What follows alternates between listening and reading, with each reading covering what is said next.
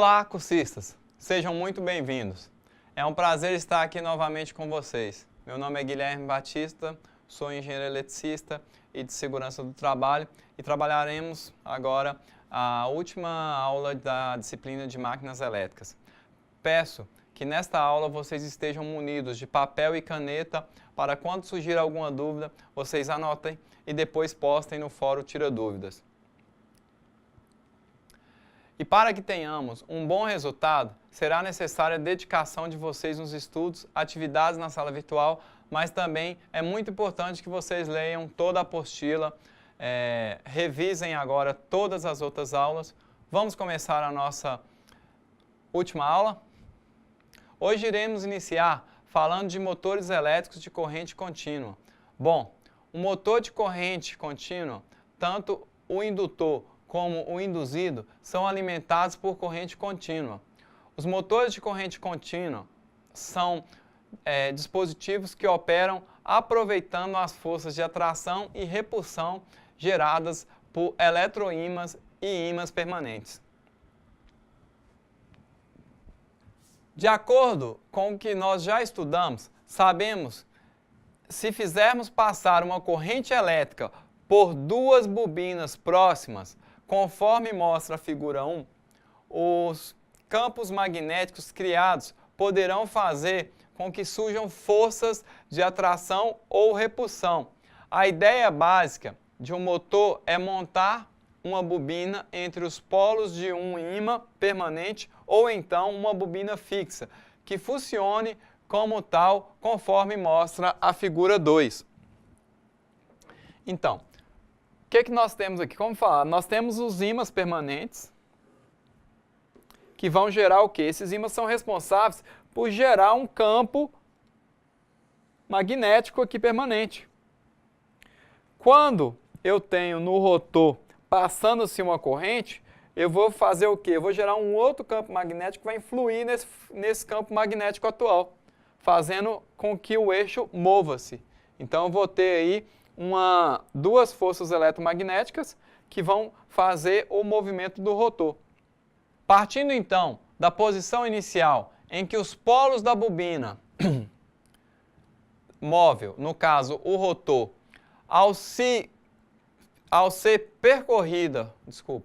partindo então da disposição inicial em que os polos da bobina móvel, no caso a bobina do rotor, ao ser percorrida por uma corrente, estão alinhados com o ímã permanente, temos a manifestação de força de repulsão.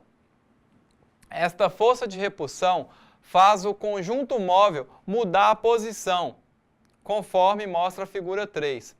A tendência do rotor é dar meia volta para seu polo norte se o ímã se aproximar do polo sul, do ímã permanente. Da mesma forma, seu polo sul se aproxima do polo norte, pelo qual será atraído. No entanto, o eixo do rotor, por onde passa a corrente que circula pela bobina, existe um comutador.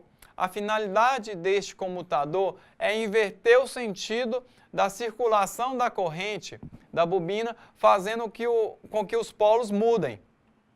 O resultado disso será uma transformação da força de atração em repulsão, o que fará com que o rotor continue seu movimento, passando direto pela posição que seria de equilíbrio. Sua nova posição de equilíbrio seria obtida por mais voltas, de modo que o polo do rotor se defrontasse com os nome oposto do ímã fixo. Mais meia volta é quando isso poderia ocorrer. A nova posição faz com que o comutador entre em ação e temos uma nova comutação da corrente. Com isso, os polos se invertem, conforme mostra a figura 5. O resultado disso é que o rotor não para, pois deve continuar em busca de uma posição de equilíbrio.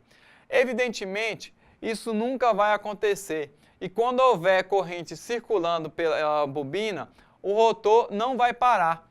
a velocidade de rotação desse tipo de motor não depende de nada a não ser da força que o motor tenha de fazer para girar. Desta forma, os pequenos motores de corrente contínua têm uma velocidade muito maior quando giram livremente do que quando giram fazendo algum tipo de esforço, movimentando alguma carga. Igualmente, a corrente exigida pelo motor depende da posição que o rotor encontra-se para a sua movimentação. Fazendo mais força, o consumo aumenta sensivelmente. É importante saber que a força que um pequeno motor pode fazer depende da tensão aplicada à sua bobina, a qual vai determinar a corrente que circulante e, portanto, a intensidade do campo magnético criado. Pequenos motores são especificados não propriamente para uma determinada tensão, mas sim para uma certa faixa de tensão, normalmente dando-se o valor médio. Assim, um motor indicado para funcionar com 3 volts pode, na realidade, operar com tensões na faixa de 1,5 a 4,5 volts, dependendo da força desejada. Da mesma forma, a velocidade depende da força que ele vai fazer e os fabricantes indicam a faixa de rotação ou então uma certa rotação associada à tensão de uma corrente que, por sua vez, vai determinar a força que ele pode fazer. Nas aplicações mais críticas, como, por exemplo, dispositivos que devem ser mantidos numa velocidade constante, toca-fitas, videocassetes, DVDs, leitores de CDs, os motores devem ter recursos que permitam fazer uma regulagem. Na imagem, vemos a possibilidade que consiste no uso de um circuito sensor de corrente. Este circuito pode manter a velocidade mais ou menos constante, detectando as variações na intensidade da corrente na bobina, já que, conforme vimos, elas são determinadas pela velocidade e pelo esforço. Quando a velocidade vai em vista de um esforço maior, a corrente tende a aumentar, fornecendo a corrente maior ao motor recupera sua velocidade. Alguns motores usados em aplicações mais críticas possuem uma bobina denominada tacômetro. Vemos agora um motor com diversas bobinas, sendo uma com sensor para controlar a velocidade. Por essa bobina é possível sentir a velocidade do motor e usar o sinal gerado para acionar um dispositivo externo de controle. Normalmente, as velocidades de operação dos pequenos motores são elevadas e para os casos em que necessitam de mais forças e de um movimento mais lento, precisamos contar com recursos para chamado de redução. Um exemplo muito comum são os toca-discos e toca-fitas, onde é comum o uso de correias e polias para esta finalidade, que é reduzir a velocidade de um motor. A redução é facilmente calculada, bastando para isso medir o diâmetro do eixo do motor e o diâmetro da polia maior. A relação entre os dois valores indica a taxa de redução e, portanto, o fator pelo qual ficaria multiplicado o torque do motor. Se tivéssemos um eixo de 2 milímetros e uma polia de 2 centímetros de diâmetro, por exemplo, teremos uma taxa de redução de 10 para 1. Isso significa que a força fica maior em 10 vezes, a velocidade fica reduzida em 10 vezes. Os sistemas mais sofisticados incluem o uso de engrenagem. Vamos falar agora da instalação de alguns motores contínuos?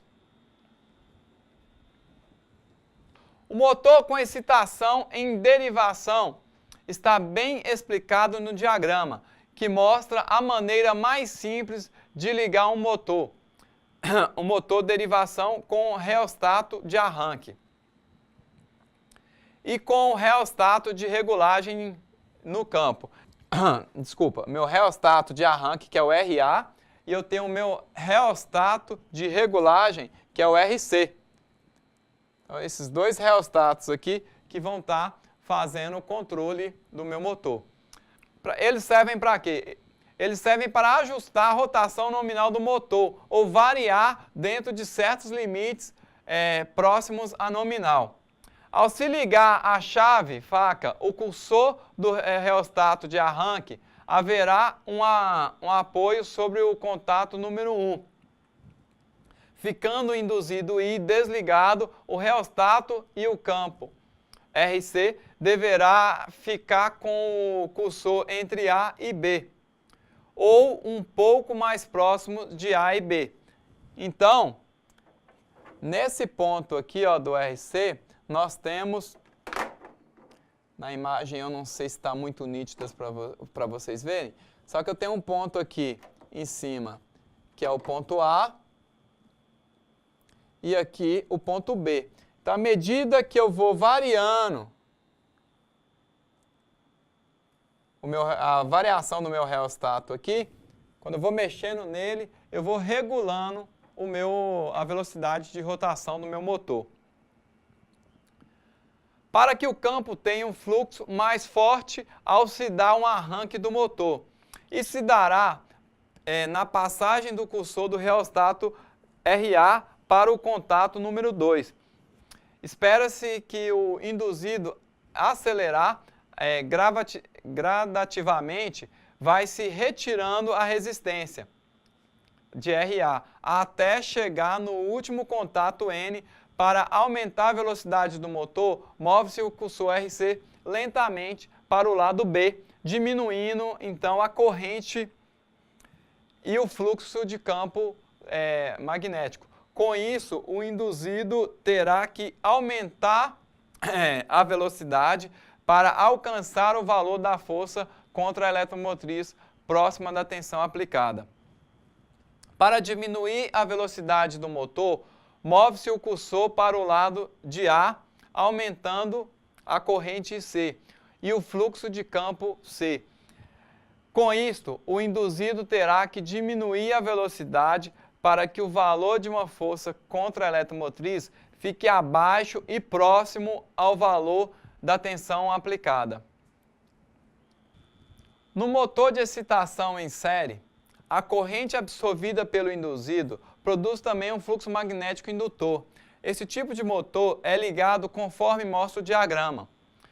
No arranque, o valor da corrente I é elevado e, por consequência, o fluxo magnético também será elevado.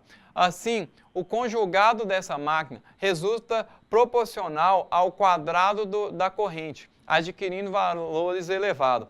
Conclui-se daí que o motor em série é indicado nos casos em que o mesmo deve arrancar com carga. No funcionamento a vazio, a torção da resistente é muito pequena. Em consequência, a sua corrente e o fluxo magnético também são pequenos, podendo a rotação alcançar valores elevadíssimos. Para produzir a força contra a eletromotriz capaz de se aproximar da tensão aplicada, o motor série funciona a vazio. A única oposição ao seu movimento é constituída pela torção de resistência, devido a perdas e aos atritos, que os motores pequenos podem limitar a sua velocidade, impedindo que alcance valores destrutivos, não acontecendo o mesmo com máquinas grandes.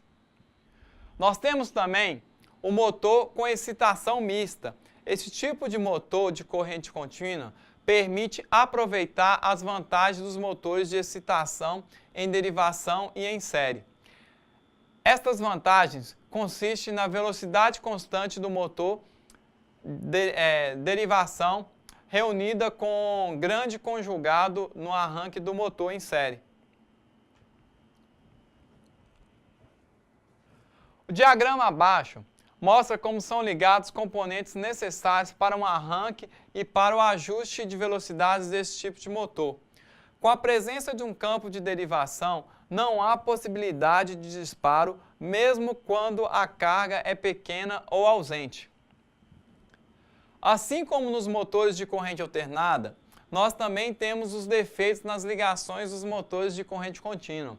Vamos seguir as nossas aulas falando sobre alguns desses defeitos externos mais frequentes. Defeito do motor não arrancar. O motivo é a interrupção nas linhas ou falta de tensão. Com o auxílio de um multiteste, pode-se verificar o ponto falho da instalação, como fusíveis interrompidos, mau contatos, fios interrompidos, defeito nos reostatos, entre outros. As anomalias são de fácil reparação, salvo a falta de tensão, que depende, é claro, da alimentação externa. Outro motivo é o erro de ligação do reostato. Com um esquema, verifica-se as ligações e corrige as conexões. Defeito também de aquecimento anormal. Verifica-se a corrente do campo. Se for excessiva, reduzir a excitação. Então, mais um defeito aí é o faiscamento das escovas. Um dos motivos do faiscamento da escova é o quê? É o excesso de carga. A solução é o quê? A sobrecarga provoca um grande faiscamento das escovas. Com um amperímetro, se verifica o excesso de corrente, retira a cargas excedente. Outro motivo que nós temos aí do faiscamento é a excitação baixa. A diminuição da excitação, além do valor normal, provoca faiscamento. Manobrar os reostatos para o valor da excitação de regime. Outro motivo também é o aumento da velocidade. A solução é, quando ocorre um excesso de velocidade, pode ser causado por motores em série, pela falta de carga no motor paralelo, pela interrupção do circuito de excitação. No caso, é localizar o defeito e reparar. Essa questão das escovas, vocês veem muito em furadeira. Geralmente a furadeira, quando vocês forçam ela muito, estão usando muito tempo, começa a sair fagulhas. É porque algumas pessoas falam, é o carvão. Tem que trocar o carvão da furadeira. Na realidade, o carvão está fazendo uma função de escova. Ok? Então, que dá esse centelhamento. O motor, outro motivo é quando o motor não arranca. Mancais ou enrolamentos gastos, a folga existe nas partes que suportam o eixo do motor, provoca a tração do induzido contra expansões. No caso, é verificar o defeito para haver a reparação.